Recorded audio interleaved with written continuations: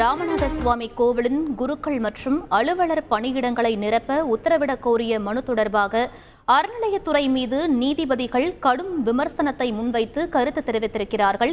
கூடுதல் விவரங்களை எமது செய்தியாளர் மாரிச்சாமி வழங்க கேட்கலாம். வணக்கம் மாரிச்சாமி, இந்த வழக்கின் பின்னணி என்ன? முழு விவரங்களை பதிவு பண்ணுங்க. ராமநாதபுரம் ராமநாத சுவாமி கோவில், ராமேஸ்வரம் ராமநாத சுவாமி கோவில் குருக்கள் மற்றும் அலுவலர் பணியிடங்களை நிரப்ப உத்தரவிட கோரி மெட்ராஸ் உயர் நீதிமன்ற மதுரை அமர்வில் வழக்கறிஞர் யானை ராஜேந்திரன் ஒரு பொதுநல வழக்கினை தாக்கல் செய்திருந்தார். அந்த வழக்கு விசாரணையின் போது ராமநாத சுவாமி கோவிலுக்கு அனுமதிக்கப்பட்ட குருக்கள், அலுவலர்கள், பணியாளர்களின் எண்ணிக்கை எவ்வளவு என மெட்ராஸ் உயர் நீதிமன்ற மதுரை அமர்வு நீதிபதிகள் கேள்வி எழுப்பினார்கள். அதுபோக எத்தனை பேர் பணியமர்த்தப்பட்டனர், கோவிலின் ஆண்டு வருமானம் எவ்வளவு, ஊதியம் மற்றும் பராமரிப்பு போக மீதமுள்ள தொகை எவ்வளவு, அதுபோக எவ்வளவு தொகை செலவிடப்படுகிறது என கேள்வி எழுப்பியிருக்கின்றனர் மெட்ராஸ் உயர் நீதிமன்ற மதுரை அமர்வு நீதிபதிகள்.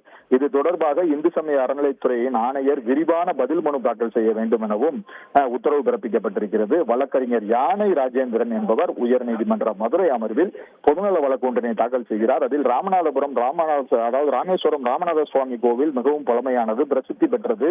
விதிப்படி கோவிலில் 12 குருக்களும் 19 உதவி குருக்களும் பணியில் இருக்க வேண்டும். ஆனால் தற்போது 2 குருக்கள் 7 உதவி குருக்கள் மட்டுமே பணியில் இருக்கிறார்கள். 100 கோடிக்கும் அதிகமான ஆண்டு வருமானம் கிடைக்கிறது. இந்து சமய அறநிலையத்துறை வருமானத்தில் கவனம் செலுத்தும் அளவிற்கு கோவில் பராமரிப்பு, பணியிட பூர்த்தி போன்றவற்றில் கவனம் செலுத்துவதில்லை. குணிகள், அதுபோக குருக்கள் பணியிடம் மட்டுமின்றி மணியம், ரிக், வேத பாராயணம், பாகவதர் உள்ளிட்ட 42 பணியிடங்கள் காலியாக இருக்கிறது. பல சன்னதிகளில் குருக்களே இல்லை. எனவே ராமநாத சுவாமி கோவிலின் பணியிடங்களை நிரப்பி பூஜைகள் உள்ளிட்டவற்றை முறையாக நடைபெறுவதை உறுதிப்படுத்த வேண்டும் என கேட்டிருந்தார். இந்த வழக்கை விசாரித்த உயர்நீதிமன்ற மெட்ராஸ் உயர் நீதிமன்ற மதுரை அமர்வு நீதிபதிகள் சுப்பிரமணியன், விக்டோரியா கௌரி கொண்ட அமர்வு இந்து சமய அறநிலையத்துறை கோயில்களை முறையாக பராமரிப்பதை அது துறையானது வசூல்ராஜ் MBBS வேலை மட்டுமே செய்கிறது என தெரிவித்தனர். தொடர்ந்து ராமநாத சுவாமி கோவிலுக்கு அனுமதிக்கப்பட்ட குருக்கள், அலுவலர்கள் பணியிடங்களின் பணியாளர்களின் எண்ணிக்கை எவ்வளவு, எத்தனை பேர் பணியமர்த்தப்பட்டிருக்கிறார்கள், ஆண்டு வருமானம் எவ்வளவு, மொத்தம் எவ்வளவு தொகை செலவிடப்படுகிறது